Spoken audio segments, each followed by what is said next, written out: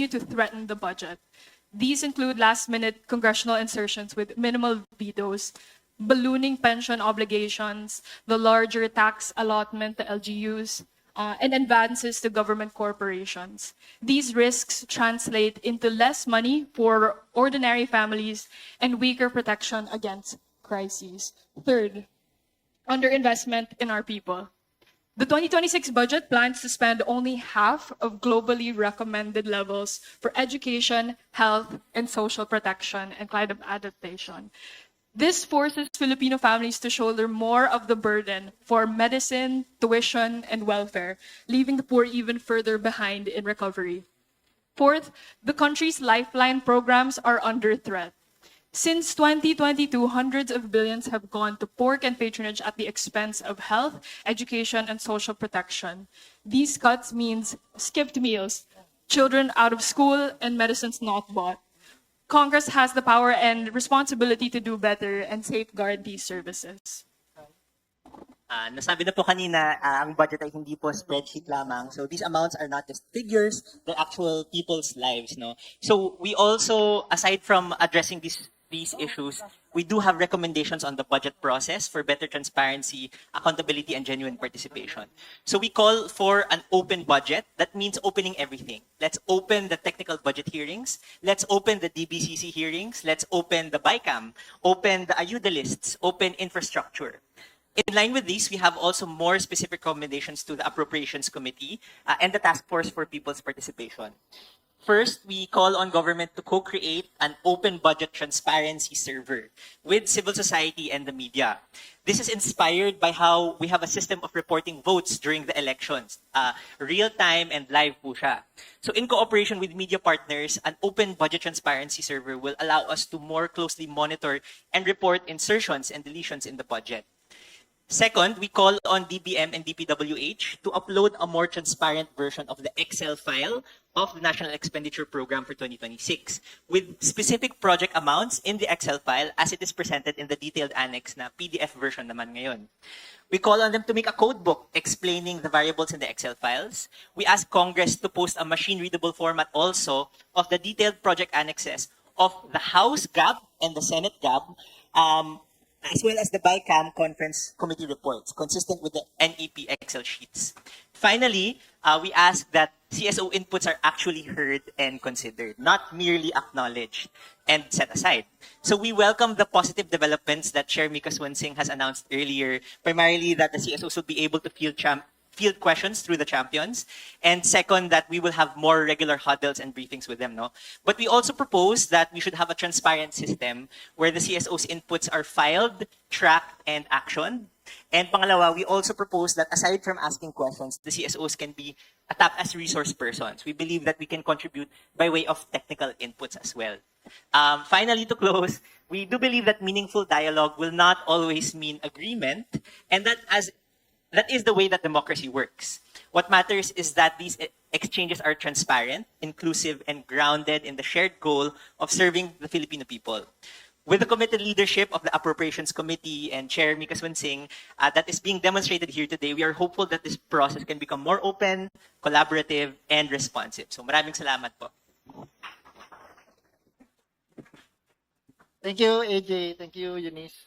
So we're down to our last resource person. Again, for those who would want to still raise comments or statements, we hope that reserve those statements. We will still have an open forum session after this presentation.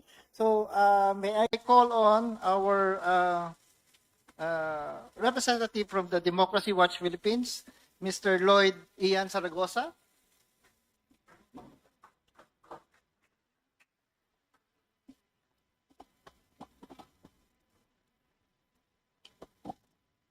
Good afternoon, everyone. I'm Lloyd Zaragoza from Democracy Watch. So we firmly believe that the 2026 budget is our chance to shape the future we want for our people. It's time we have a truly responsive budget, one that ensures every Filipino family can eat, live healthy, and send their children to school. To do this, we must put our money where it matters most, agriculture, health, and education. Why these three? For agriculture, our farmers feed the nation but remain among the poorest. With stronger investments in irrigation and farm-to-market roads, every peso multiplies into food security and higher incomes for our farmers. For health, the pandemic exposed the cost of underinvesting in healthcare. Many provinces still rely on overcrowded hospitals. By building and upgrading hospitals and specialty centers, especially outside Metro Manila, we make quality healthcare accessible to all Filipinos. On education, our classrooms are overcrowded and too many children in far-flung areas still walk hours just to reach school. By building more classrooms and last-mile schools, we reduce dropouts and give every child a fair chance of success. We recognize resources are limited, but a choice must be made.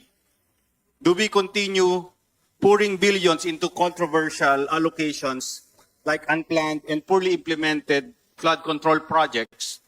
Or do we invest in the very foundations of a strong nation, food, health, and education? My dear friends, let us continue to champion a people-first realignment into the 2026 budget. Let us fund and what truly matters and leave a legacy of investing not just in projects, but in the Filipino people. Thank you.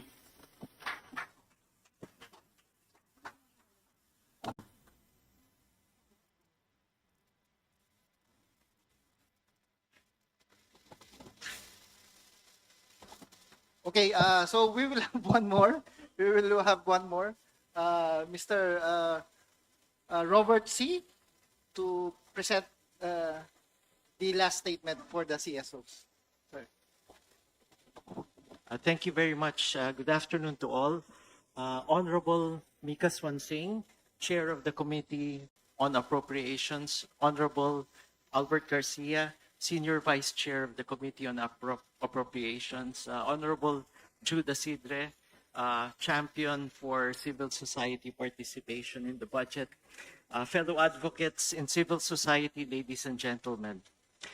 The Move as One Coalition is a broad organization of 77,000 individuals and 140 organizations concerned about our mobility environment and has a strong interest in enhancing the safety, convenience, and quality of our transportation services, particularly public transportation and infrastructure for walking and cycling. Dapat lahat na ito ligtas, makatao, at para sa lahat.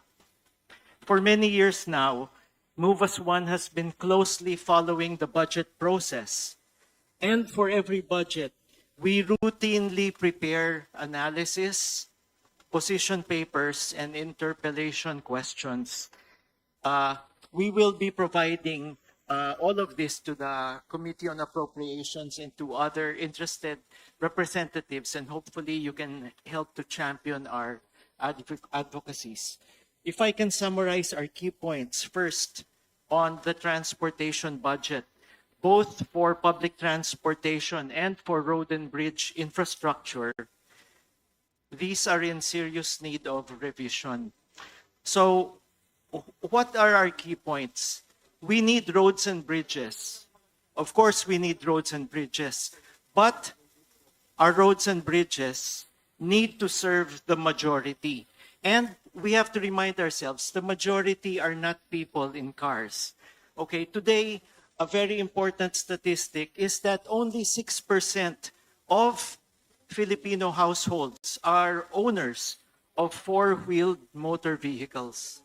So today, if we build our roads and bridges primarily to serve car users, we're only serving already the most wealthy and the most privileged. So we still need roads and bridges, but the bridges and roads need to be prioritized for those who are not in cars, people who are walking, people who are using bicycles, people who are using public transport. We are all pedestrians, right? All of us are here are pedestrians. And yet, in the 2026 NEP, the budget for walking and cycling infrastructure is only 69 million. What is 69 million for a nation that needs, walking and cycling infrastructure everywhere? So, we all already notice and experience almost everywhere our sidewalks are practically missing or atrociously substandard. And if we are looking for infrastructure that is inclusive, that can be built in every locality, that can be monitored by every neighborhood, it's really the walking and cycling infrastructure.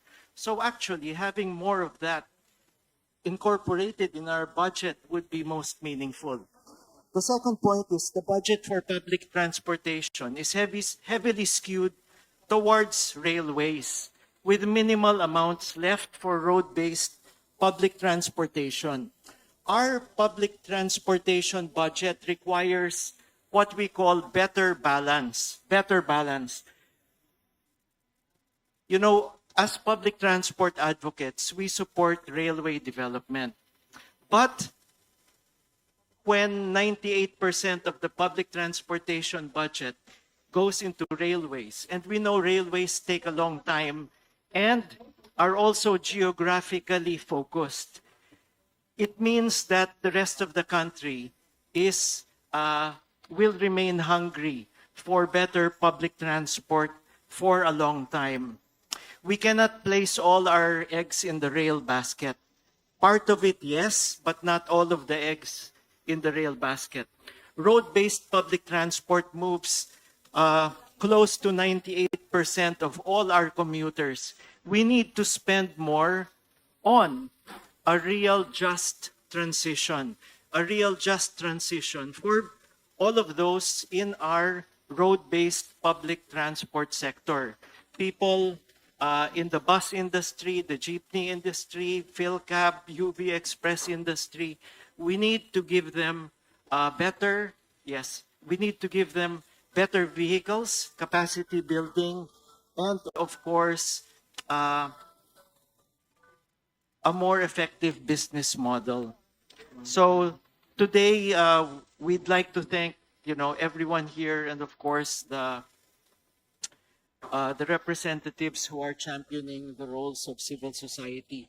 Today, we need meaningful, substantial, and permanent involvement of civil society in our budget process.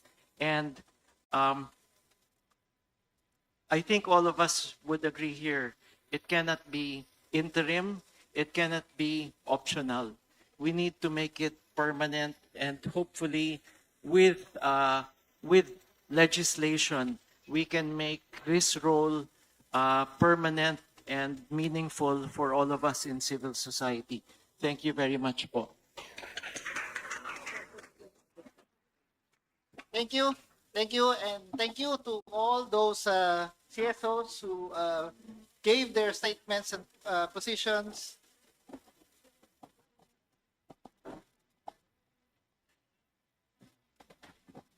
So before we proceed on the next part of the program, which is the open forum, I think...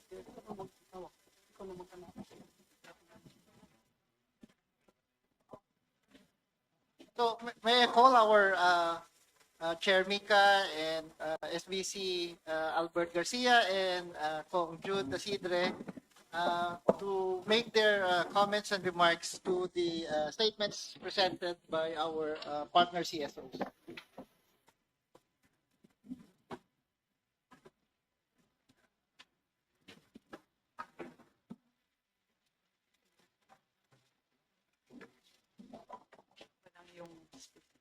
Ayan. Hello, everyone. Thank you very much for your presentations. Again, as I mentioned, this is the first. This is going to be the first of many engagements. This is only one of the many channels which we intend to open during the budget deliberations. Tulad po na sinabi namin, gusto po namin mas maging bukas ang proseso ng budget, mas maging malakas ang boses ng ating mga kababayan. At alam po namin na kayo po yung magiging boses ng ating mga